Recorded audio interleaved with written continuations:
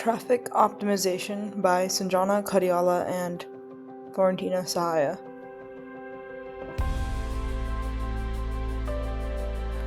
Okay, so to do this entire thing, we have to start off by looking at the traffic flow function, which is the main concept of all of this. Q equals PV. In this, Q of x of comma t is represents traffic flow at position x and time t, measured in cars per unit time.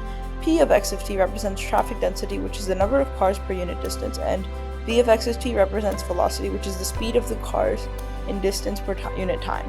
So these are just like the main variables that we need to get to know. Okay, so now this is the flow conservation equation and the continuity equation. In this, we're setting partial derivatives. The first term represents the change in traffic density over time, and the second term represents how traffic flow changes along the road. And we're adding these two together and equaling 0 to try to take in consideration these two main variables. So to do this, we need to also move on to getting the velocity density relationship. V of p equals Vmax times 1 minus p over Pmax. Vmax is the maximum vehicle speed under the free flow conditions. Pmax is the jam density, the maximum possible density before traffic comes to a complete stop. As p approaches Pmax, velocity approaches 0. We're going to substitute this all into the fundamental flow equation, Q equals PV, to obtain the equation that we have below.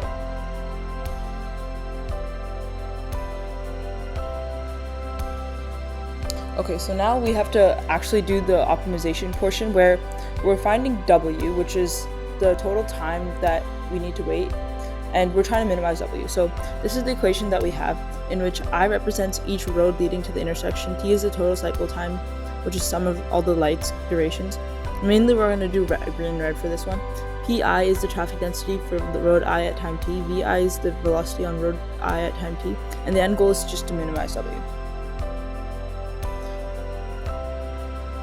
Okay, so we have to look at the constraints. Cycle time constraint is that the sum of the green and the red have to equal the total time C. And so now moving on to the capacity constraint, Qi times Gi has to be less than or equal to Li, which is basically saying the vehicles passing through the intersection during the green time must be within the lane capacity Li.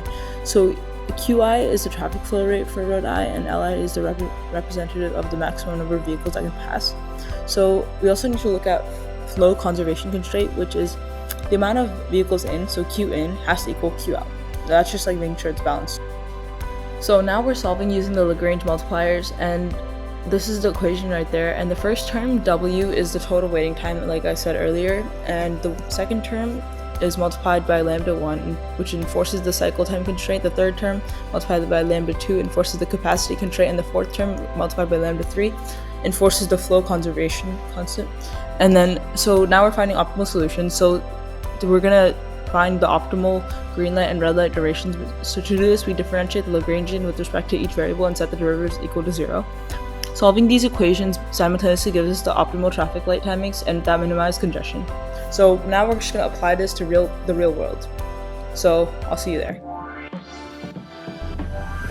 Oh my god, I hate driving. Can't the guy sitting right behind the desk who fiddles the green light just turn it on already? How long does it take? This guy should be fired. Bro, move it!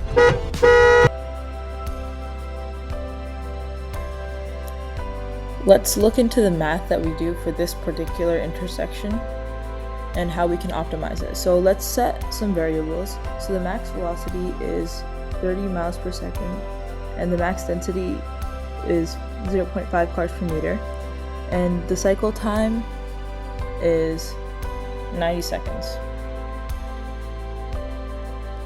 So let's go to the lane capacity. Li equals 50 cars per cycle in each direction.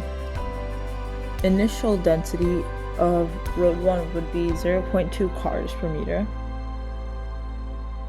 and road 2 is 0.35 cars per meter. So we set those variables. Now we can do the function out, which is V of p equals Vmax 1 minus p over Pmax. And for road 1, V1 equals 30x in brackets 1 minus 0.2 over 0.5 equals 30 times 1 minus 0.4 equals, let's solve that out, we get 1.8 meters per second. And then we solve the second one out and get 9 meters per second. Okay, so let's plug this into Q equals PeV, our original function again.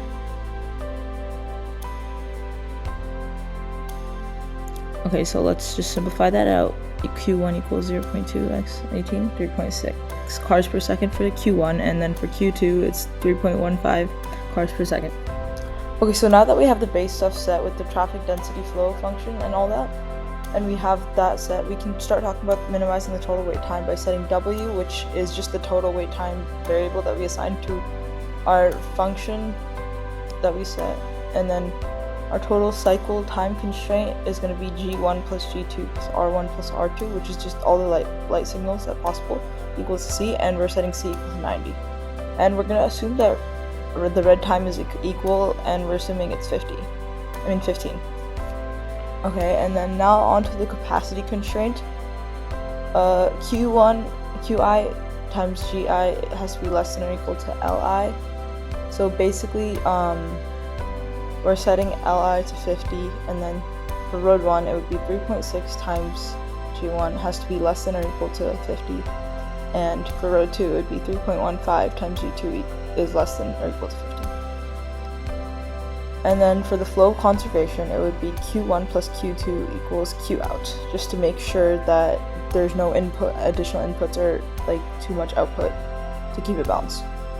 Now we're going to try solving this using the Lagrange multiplier. So we're going to define the Lagrange multiplier function as I'm writing it down right here, and we're going to substitute all our variables in. And then now I'll take all the partial derivatives as I set them equal to 0. So we'll just do that really quickly.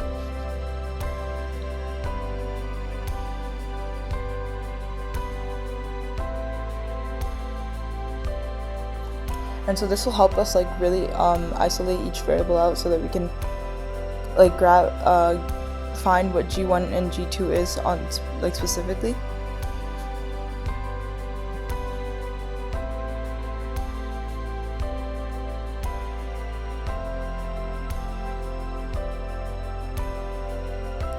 Okay, so now that we set them equal to 0, we can basically create our capacity constraints, which is 50 over 3.6 for G1, which is 13.89 seconds, and 50 over 3.15 for G2, which is 15.87 seconds.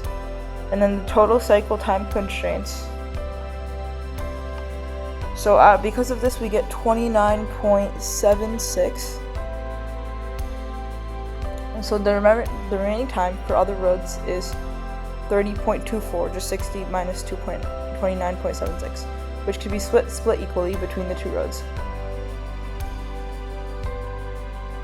So overall, we get these results. So for road 1, green equals 13.89 and red equals 15, and for the road 2, green equals 15.87 and red equals 15 seconds. That's the overall results.